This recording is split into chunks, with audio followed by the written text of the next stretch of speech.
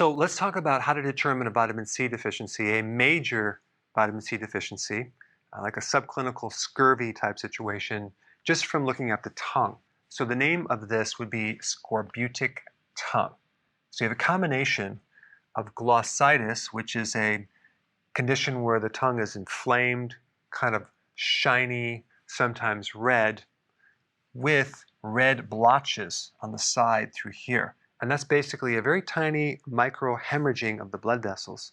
And you can also see that in other parts of the body, like the lower legs, with these red purple spots.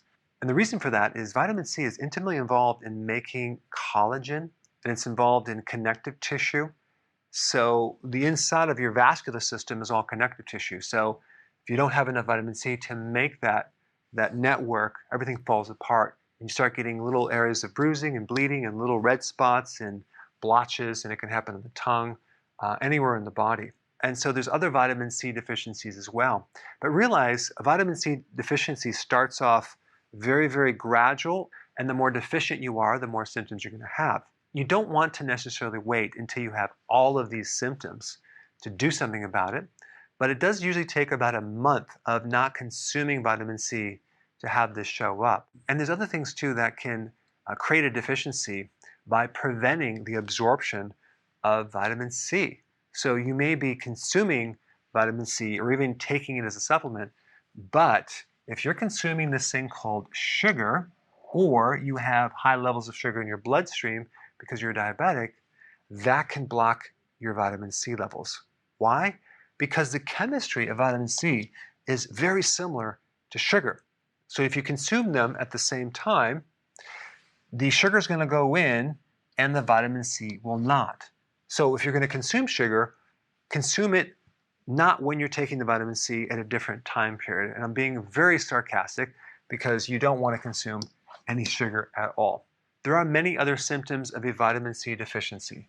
One would be fatigue, and that's probably going to be the first one you experience. You have this lethargy, you're weak, you're tired, you may develop sore arms or legs, you might brush your teeth and notice there's blood on there, bleeding gums. Why? Because of connective tissue or collagen around the vascular part of your gums. Also, you can experience bone pain.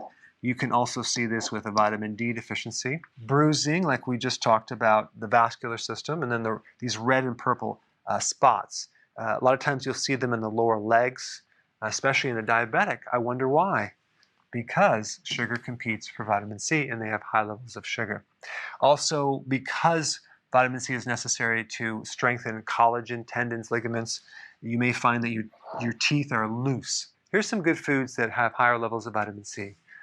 Citrus, like lemon juice, but it has to be raw because heat destroys it.